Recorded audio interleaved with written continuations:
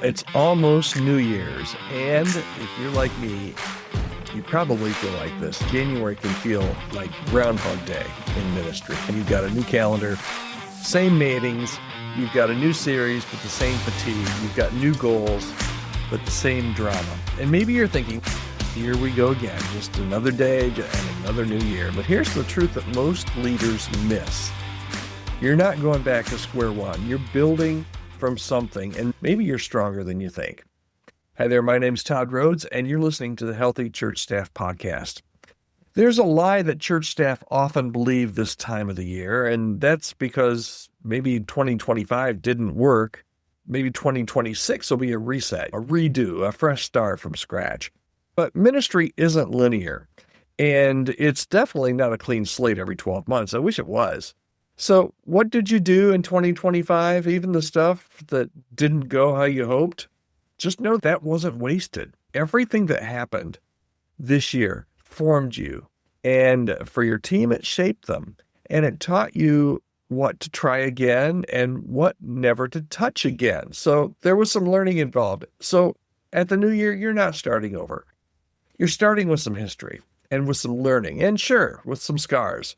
With some muscle, though, that you didn't have at the beginning of 2025. And most importantly, with God still at work, you can depend on 2026 being a really great and interesting year.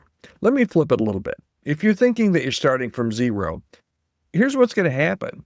You'll act like it. You'll overwork, you'll overcompensate, you'll try to prove yourself once again.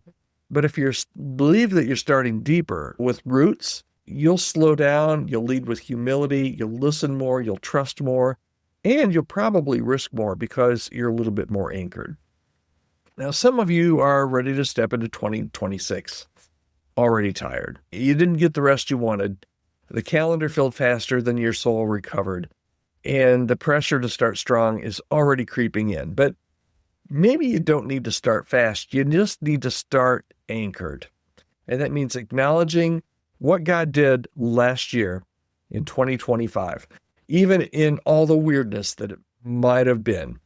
It means tracing back to what he taught you in those moments and that you didn't even realize were sacred. And it means realizing that you're not returning to ministry as usual.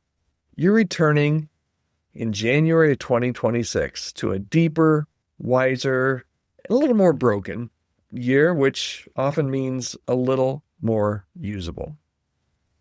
You know what? You're not the same leader that you were last January. And that's exactly the point I'm trying to make. God isn't asking you to reset everything. He's inviting you to dig deeper into what's already been planted.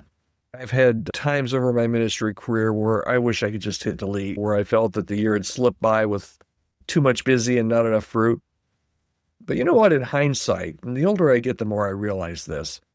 Those times were often the years where God was planting some things under the surface, stuff that didn't bloom until much, much later.